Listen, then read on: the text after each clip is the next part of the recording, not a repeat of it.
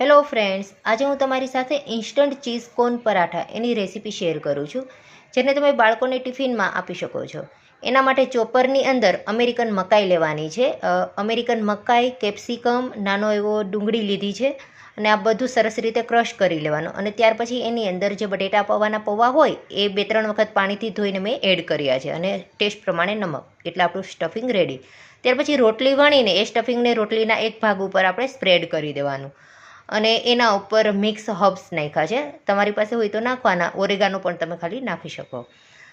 હવે જો બાળકો માટે ન બનાવતા હોય ને તો તમારે એની અંદર ચીલી ફ્લેક્સ પણ નાખવાનું.